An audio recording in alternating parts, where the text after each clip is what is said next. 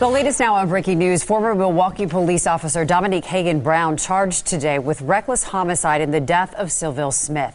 That shooting sparked violence last August in Sherman Park. We have team coverage tonight. Veronica Macias has community reaction to the charge. But we start with Eric Ross. He's live at City Hall to detail the charges against Dominique Heaggan-Brown. Eric?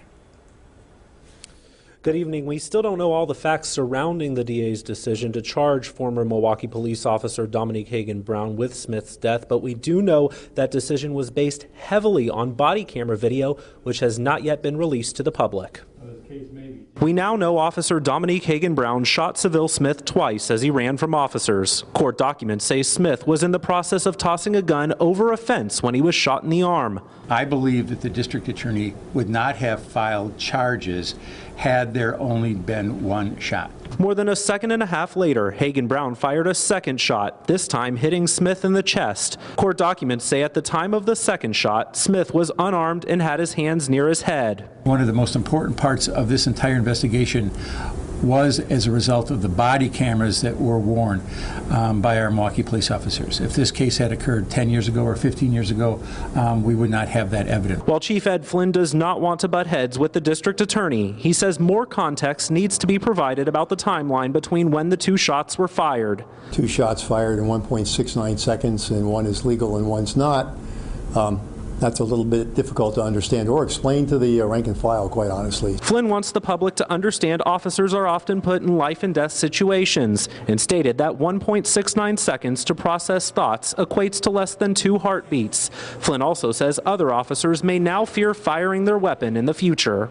I am concerned that based on what is in the criminal complaint, officers will feel that they are, engaged in a form of double jeopardy, which is on the one. And to elaborate a little bit further on Flynn's statement there, his last statement there, essentially what he's saying is that officers really have some tough decisions to where if they open fire, then they face scrutiny from the public, but then if they don't open fire, well, then they potentially risk getting hurt themselves. Flynn cautions the public to wait until Heaggan-Brown has his day in court, where all the facts will come out. For now, that's the very latest. Reporting live inside City Hall, Eric Ross, today's TMJ4. And we assume a jury will decide. Eric Ross, thank you.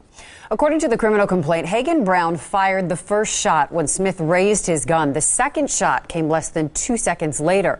Heaggan-Brown's attorney says that short time frame is the center point of this case. That has raised a number of questions. And perhaps has continued a discussion that is already occurring within the community at large about police and police procedures and whatnot. And that discussion is going to continue, but ultimately the discussion is going to be had in a courtroom.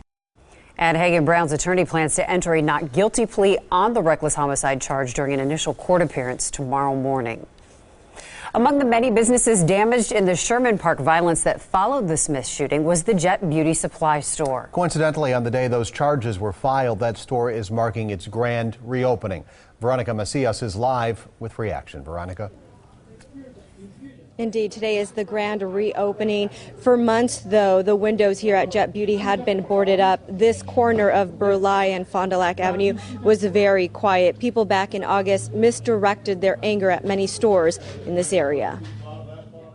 Yes, I got my job back. Sylvia Sandoval couldn't be happier. The mother of 3 finally has a reliable paycheck to support her family. Happy holidays. Reopening the doors at Jet Beauty helps put the nightmare of looters breaking their windows and setting flames to their store behind them. Owners and employees know that people's anger was misdirected. Neutral. It was like a storm. We were in between it. So we really not take sides or whatever happened. It happened. It was said it happened to us, but we're back.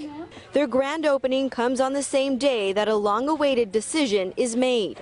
There's no question that individuals are pleased with the charging decision that's been made. Senator Lena Taylor reminds people that charging former Milwaukee police officer Dominique Heaggan-Brown is different than convicting him.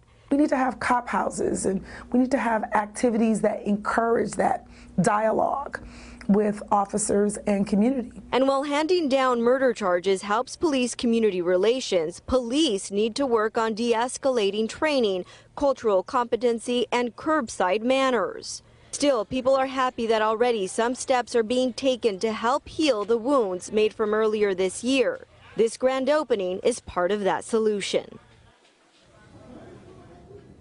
The Sherman Park Community Association says while they're happy this business is open and that there have been charges against the former Milwaukee police officer, the community needs to work on tackling poverty here in Sherman Park and throughout Milwaukee. Reporting live in Sherman Park, Veronica Macias, today's TMJ4. Veronica, thank you. The attorney for the family of Sylville Smith says prosecuting Heaggan-Brown is the first step toward justice in this case. But David Owens says he will finally be filing a civil lawsuit against the city of Milwaukee as well. Why did they hire this guy in the first place? How would this officer allowed to use the authority of law enforcement in doing this and in doing the other things that we now know he did? Owens there referring to sexual assault charges against Heaggan-Brown filed in unrelated cases. In one case, he's accused of sexually assaulting an intoxicated man just one day after shooting Sylville Smith. Heaggan-Brown was fired from MPD shortly after those charges were filed. We continue to work this story for you. You can find our continuing coverage both on TMJ4.com and on air.